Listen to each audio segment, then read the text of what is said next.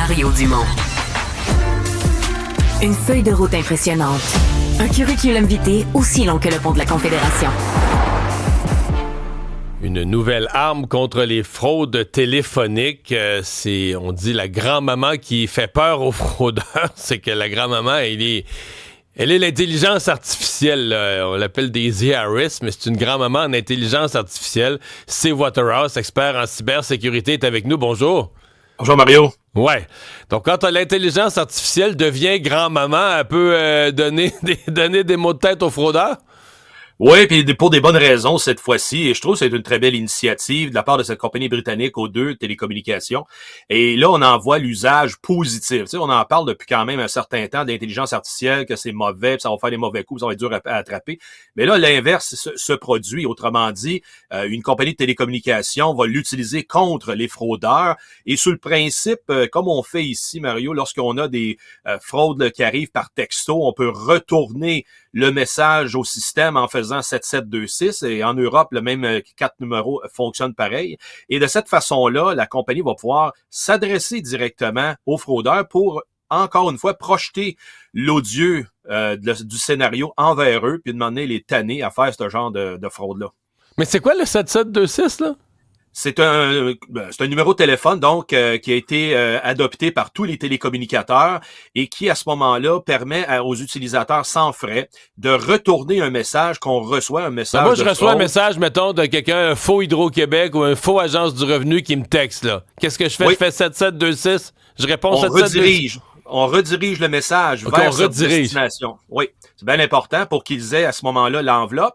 Et après ça, la deuxième question souvent qui arrive, c'est à partir de quel numéro vous avez reçu ce message-là. Et tout ça est consigné dans une base de données centrale où tous les télécommunicateurs reçoivent cette fraude-là. Ils peuvent à ce moment-là protéger davantage la population. Fait quand là-dessus, en Europe, ils l'utilisent aussi, mais à différents d'ici, ils ont à ce moment-là consigné cette intelligence artificielle pour venir aider. Il arrive quoi aux fraudeurs? Qu'est-ce que l'intelligence artificielle fait aux fraudeurs dans le cas de la fausse grand-mère, là? Ben, ils vont tout simplement les écœurer pour qu'ils se tannent à faire le travail qu'ils font là, c'est-à-dire d'aller solliciter des gens, les entreprendre, entre guillemets, et à ce moment-là, ben, quand c'est l'intelligence artificielle qui procède à cette opération, ben, elle y va à partir de cette référence-là. Ce que je parlais tout à l'heure de la base de données du 7726, ben, ce sont tous les cas qui ont été amassés à travers le temps, qui ont formé justement toutes les façons de faire de cette grand-mère intelligente et qui va à ce moment-là solliciter le fraudeur à son tour. Autrement dit, le projecteur est inversé. Je comprends. Mais dans le cas des numéros de téléphone, quand on a le numéro d'origine, moi, un numéro m'appelle, là, puis c'est de la fraude, là. Il n'y a pas une certaine facilité pour les policiers si on décidait de dire, mettons que tu décides de l'enquête, là, je la fais pas en 8 mois, là, je la fais en 3 heures. Là.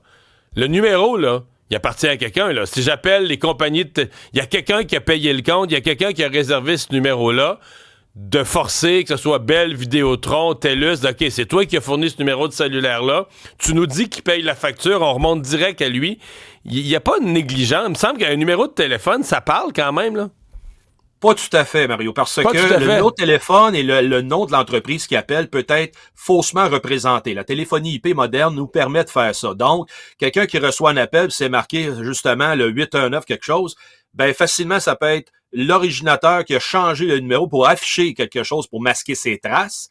Et de deux, à ce moment-là, ben quand il y a enquête policière, ben souvent, ils vont se heurter vers un téléphone ben, qui est déjà désactivé parce que ça a été un téléphone jetable ou peu importe. Là, ça on se comprend. C'est pour ça que je dis qu'on peut pas attendre 6 mois. Là. Il faudrait le faire instantanément. Là. Mais aussi, chose particulière qui est arrivée quand même depuis 5 ans, c'est un projet en Amérique du Nord qui a voulu être répandu à travers le monde, qui est un protocole d'authentification de l'appelant. Autrement dit, pour trouver ceux qui se masquent derrière la technologie et ceux qui ont des centrales téléphoniques virtuelles qu'on appelle et qui sont pas enregistrés, exemple avec le CRTC aussi ici au Canada. Alors, ce protocole-là, il tire de la patte. J'ai voulu aller voir le dernier rapport de performance là-dessus et il n'existe pas, Mario, à part un dernier qui a lieu depuis 2021. Et en Europe, ils ont laissé ça de côté puis ils ont mis de l'emphase à utiliser la grand-mère virtuelle. OK. Et quand on reçoit un appel, là, Il y a comme une parenthèse. Tu sais, on reçoit un numéro entrant, puis il y a comme une parenthèse. C'est comme si mon cell me dit risque de fraude. Je sais pas si c'est les mots exacts, mais tu sais, c'est comme si ton afficheur te dit qu'il y a un risque de fraude. Ça fonctionne comment? Comment il devine ça? Ou quel instinct l'intelligence artificielle a dans nos appareils pour deviner ça? C'est probablement que le numéro de téléphone a été repéré par d'autres causes, d'autres rapports 7726 qui ont été émis.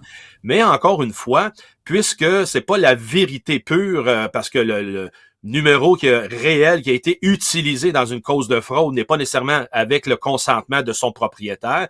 Donc, si notre numéro, Mario, est utilisé dans une campagne justement à grand déploiement, ben oui, la compagnie de télécom va bien faire d'aviser la clientèle de dire, ben regardez, ça a été repéré ailleurs, puis faites attention quand vous répondez au téléphone. Mais j'ai vu le contraire aussi, des numéros qui étaient de bonne réputation, puis qui ont été servis quand même avec la notation, c'est un vrai numéro de téléphone, c'est vérifié avec l'étoile 2X, tout ça.